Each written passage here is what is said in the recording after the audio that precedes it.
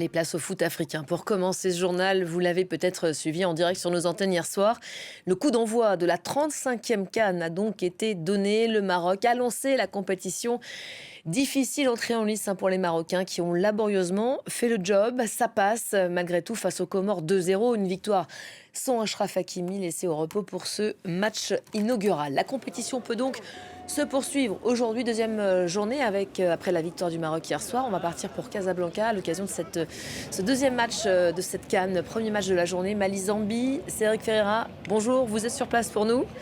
Les aigles maliens vont tenter de briser leur plafond de verre dans cette Coupe d'Afrique des Nations. Et oui, c'est le deuxième match de cette Coupe d'Afrique des Nations. Les aigles maliens vont tenter de briser ce plafond de verre. Pourquoi ? Eh bien parce que ça fait 19 ans que le Mali a participé à toutes les Coupes d'Afrique des Nations, mais les aigles ont un record que personne n'envie. Les aigles qui ont participé aux demi-finales à plusieurs reprises, 6 demi-finales, c'est un record, et jamais ils n'ont réussi à remporter la Coupe d'Afrique des Nations. Le Mali qui rêve toujours donc d'une première victoire pour essayer d'atteindre au moins la finale, une première dans leur histoire. Il y a eu l'arrivée du sélectionneur belge Tom Saintfiet, le druide belge comme on le surnomme ici, puisqu'il a une longue expérience sur le continent africain. Il avait notamment entraîné la Gambie. Le Mali qui était une équipe très bien armée avec beaucoup de joueurs qu'on connaît très bien en France.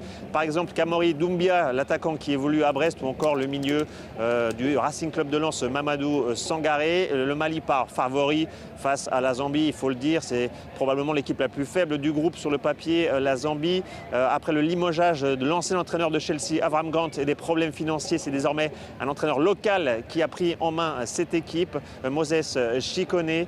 La Zambie qui avait remporté la Coupe d'Afrique des Nations en 2012 à la surprise générale. Cette fois-ci, ça risque d'être tout de même un peu plus compliqué, d'autant plus que les deux équipes se trouvent dans le groupe A, celui du Maroc. Le Maroc qui a battu les Comores lors du premier match du tournoi 2-0. Le Mali et la Zambie vont donc essayer au moins de ne pas perdre cette première rencontre pour ne pas se mettre en difficulté en vue d'une qualification pour les huitièmes de finale.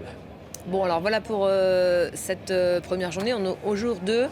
Il va y avoir plusieurs rencontres. Vous nous en parliez avec les Maliens qui entrent en scène tout à l'heure. Et puis 2 autres matchs encore avec notamment les débuts de la star égyptienne, Mohamed Salah, très attendu.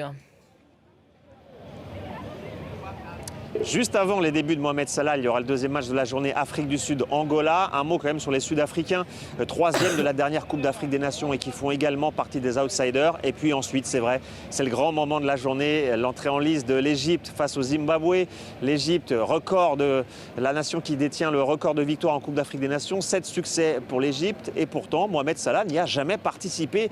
La star de l'équipe égyptienne a déjà joué 2 finales avec l'Égypte, mais n'a jamais réussi à gagner ce trophée. Le seul trophée finalement qui manque dans sa carrière. En club avec Liverpool, il a tout gagné, mais en sélection, il a échoué 2 fois en finale. À 33 ans, c'est probablement l'une de ses dernières opportunités. Problème, Mohamed Salah est en crise actuellement.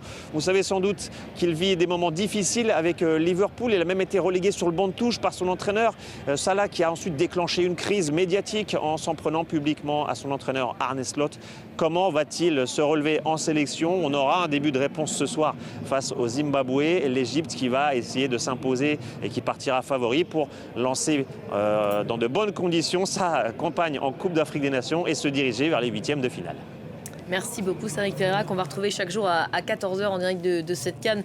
Là c'est Casablanca, vous le voyez en plein soleil, vous plissez les yeux, vous n'avez pas l'habitude, il vient tout droit de Paris. On vous retrouvera un peu plus tard Cédric. Merci à vous. En ce début